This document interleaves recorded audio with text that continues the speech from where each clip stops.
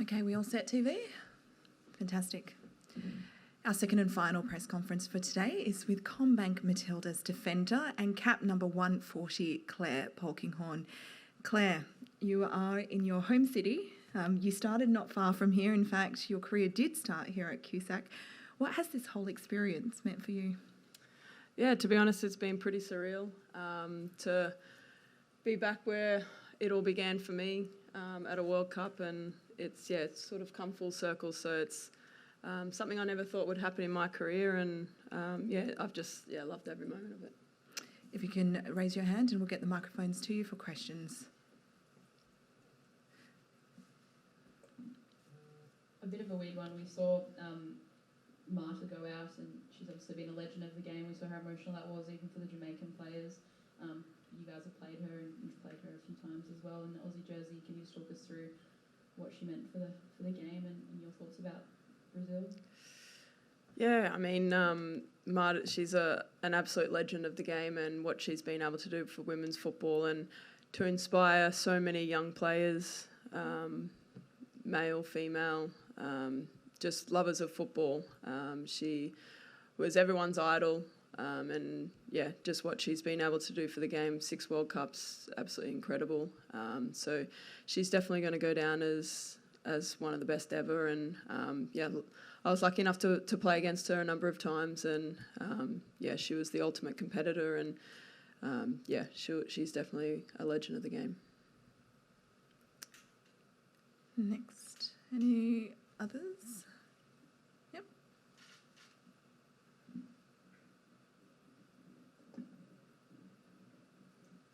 Yep, we're good to go. Yep. Oh, hi, Kieran from Channel 10. Pretty easy question, but how are you feeling at this stage? Yeah, look, I feel like we're in a really good spot. We topped the group. We were under pressure in the last game, and the way that we went about the Canada game, the way we prepared, the way we executed, it was just really mature professional performance from us, and I think that gives us a lot of confidence going forward. We spoke to Mackenzie about the pressure she faces. For the defenders, which obviously you're an important part of, how much pressure do you put on yourselves and on the back line not to, I suppose, get it to that stage where there could be a penalty shootout? Yeah, look, obviously we, as defenders, we put a lot of pride in clean sheets, and to keep a clean sheet against Canada and Ireland is really good for our confidence as a whole defensive unit. I guess it's not just the back line. We've really worked on our defence as a whole unit right from the front, which gives us a lot of opportunities in attack as well. So the better that we do that, the more we can go on the offensive. So that's something we pride ourselves on, and against Canada, I think defensively it was a really good performance. If I look at the statistics for the attempts at goals, Canada's had 41. Your opposition this weekend are one of the poorest in terms of attempts at goals, which may suggest they can be contained. Do you see it that way? Yeah, look, obviously Denmark have a lot of quality players all over the pitch and world class in their final third, so it's definitely going to be a tough job for us to keep them contained. But I think as the games go on, obviously your defence is going to be key, and that's something that we've really worked on over the last few years, is our defence as a whole unit, and I think we're in a good spot. So I got full confidence that we're going to carry that forward into the next game. Great, Alyssa, was it? Yep. Yeah, Alyssa from 7, how you going? Thanks. I just want to ask you about the upcoming game against Denmark. Obviously this will be the second time you have played them in the past year. How much do you go back and look at the previous time you versed them, and how much do you take out of that heading into Monday? Yeah, obviously it's you do go back and have a look at the game and see what worked and what didn't work.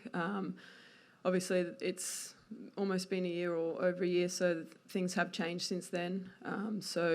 It's just about building from our last performance, seeing where we can hurt them, where we need to nullify them, and making sure that we execute the game plan on the day. Well, as Sondergaard, he came out and said, I'm I don't have any fear. I don't fear Australia, even though they've been doing extremely well and dominating and Sam Curran the side and the likes. How do you feel coming up against Denmark? Yeah, obviously it's going to be an exciting matchup. They're a quality team, and I mean, no matter who you play in a round of 16 at a World Cup, it's going to be a tough match, and we're expecting that, and we're ready for that. And yeah, it's really exciting to make it out of the group, and yeah, to play a round of 16 at home is it's going to be really exciting, and hopefully everyone gets behind us and supports us, and we love playing in front of our home fans. So yeah, it's good. They're going to be really important for us as well. One more, or Jess? Yep, going to. Speaking of playing in front of your home crowd, you're from here. How many people will you have there? And you say it's gone full circle coming home back to QSAC. What's the feeling like for you being able to run out in front of your home crowd? Yeah, it's been crazy, and I think every game it's just getting bigger and bigger. The first one in Sydney was just crazy to see how many people that came out and supported us. And then obviously the second game in Brisbane, while it wasn't the result we wanted for me to play at Suncorp with a packed out stadium is pretty crazy. And then yeah, Melbourne was something else. They just love their sport, and they really carried us home, and it's just been a pretty crazy feeling. We can't give Melbourne that much credit. Sorry. Jess. Pogs, Jess from ABC. You spoke about making it out of the round of 16, and I asked Macca the same question, but I love your response on this, given how many World Cups you've been to and tournament football. The do-or-die situation that the team was in on Monday night, it being over, essentially, if you didn't get a result, you're winning, you're topping the group. But do you feel like you have an advantage with that pressure that you had going into Monday night and that whole campaign aspect being over if it didn't go your way? And then taking that into the group stages, the elimination stages now, as an experienced campaigner, do you feel like there is something that you can take from that moving forward? Yeah, I think it's, being Australian athletes, we've got that in our DNA, and as a team, we almost like when our back's against the wall and the pressure's on us a little bit. I think that's when we sort of are able to produce our best. But in saying that, like pretty much any game at a World Cup's do or die, and even in the group stages, it's every game's a pressure game, whether it's the first one or the last one. So we'll take that experience. I think the group going into the game was really calm, despite it being do or die.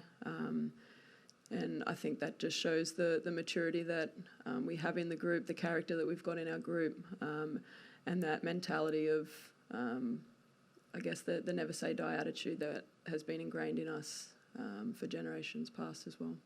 Got time for three more?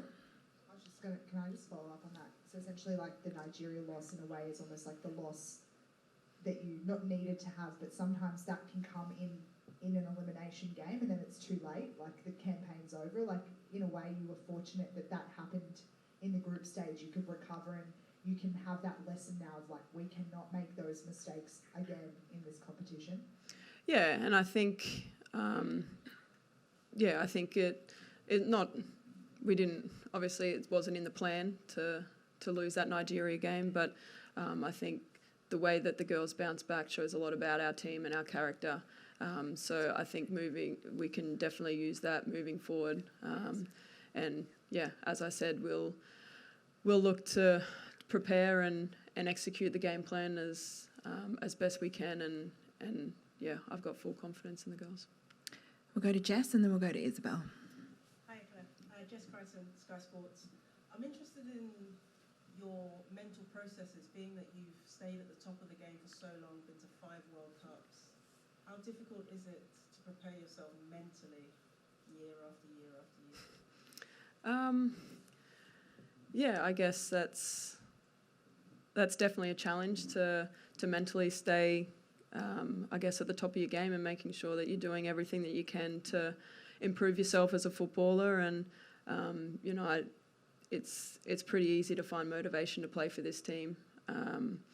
I love putting on the jersey, and so it's definitely been a challenge, but I think that's probably been one of my strengths as well, is mentally staying where I need to be throughout my whole career.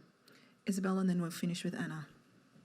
I know you spoke about Marta just before when I asked, and you said about her legacy, but have you thought about your own? If this is your last tournament and your own legacy that you're going to leave? You spoke about, how good it is looking at the next generation, looking at the hunt coming through, and I guess also Courtney Nevin and Charlotte Grant as well. But have you thought about your own legacy after this tournament? No, probably not. I think I haven't thought about it that much, but for me, I've always wanted to leave the jersey in a better place to when I found it, and I think that's the aim of this team as well. So that's not just my personal goal, that's all of ours. And I think, we've taken that responsibility on as players, and hopefully we've been able to achieve that in some small way. And if I've inspired someone along the way, then I'm pretty happy with that. Finally, Anna. Folks, have you guys been watching a lot of the rest of the tournament, like getting together and watching it, or by yourselves? And what have you made of it? There's obviously been so many upsets, so many teams breaking through for the first time, like Jamaica and South Africa last night, obviously. Have you been watching it? What have you made of the tournament as a whole, having that perspective that you've had over the years as well? Yeah, I think we have been watching it. We get together. Some players watch it together, some watch it in their rooms. It's been, I think it's been a huge success for the whole game in Australia, and just to see the amount of support that every game has got has been incredible. It's just crazy to think that we've been able to achieve that here in Australia. I'm really proud of that. Fantastic. That concludes the second press conference for today. Thanks, everyone.